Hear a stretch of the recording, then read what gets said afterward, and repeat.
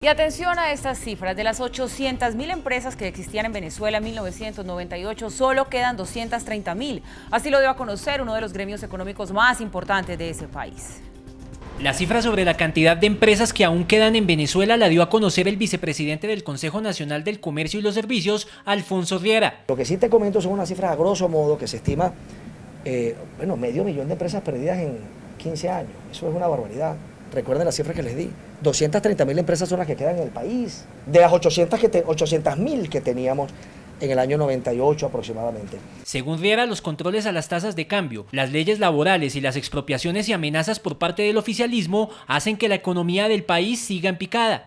Se estima que se ha perdido 1 millón de empleos en los últimos meses.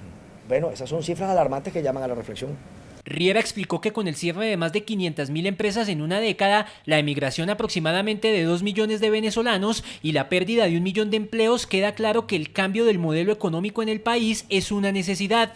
Según cifras oficiales y preliminares del Banco Central de Venezuela, solo en 2016 la inflación fue de 830% y la caída del Producto Interno Bruto fue del 23%.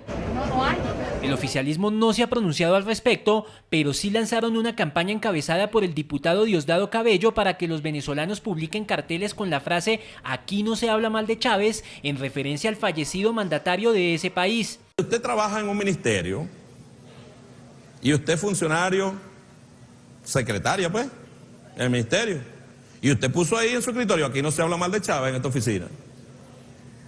Todos los jefes para arriba tienen que ponerlo también. En la red social Twitter, varias personas atendieron el llamado del número 2 del chavismo y divulgaron memes en alusión al líder de la revolución venezolana. La oposición calificó a Diosdado Cabello de totalitarista. Profesor Piñero, ¿le parece si ahora pasamos a hablar un poco de la situación de Venezuela, que también es un país que todos los días genera noticias? Teníamos allí dos de órdenes distintos. Quiero que empecemos por la primera, y es esta decisión que toma la oposición de decir no vamos más con el diálogo. ¿Realmente perdió tiempo la oposición aceptando esa mesa de diálogo? ¿Se prestó un poco a la dilación que estaba buscando el gobierno?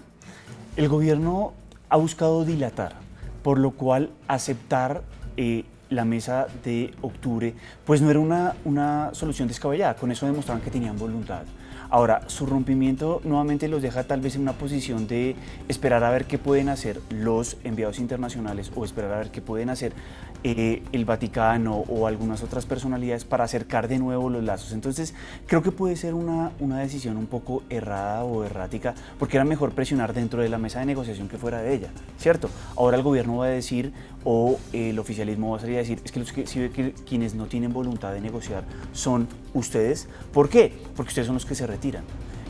La prontitud que busca la mesa de oposición no se la está dando de manera efectiva al gobierno. En ese sentido, quien representa al gobierno, al Estado venezolano, es el oficialismo, y por lo tanto hay que esperar unos límites o acordar de una mejor forma cuáles van a ser los procedimientos para ese diálogo que se espera sea fructífero.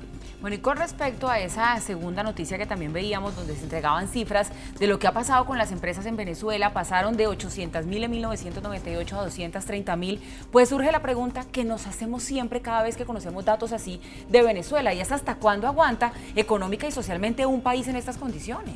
Bueno, es muy difícil.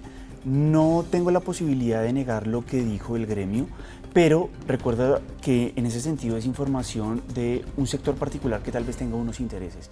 En Venezuela desde hace ya algunos años, ni las cifras oficiales ni las cifras de sectores particulares son verdaderamente confiables, por lo cual puede que haya un espacio.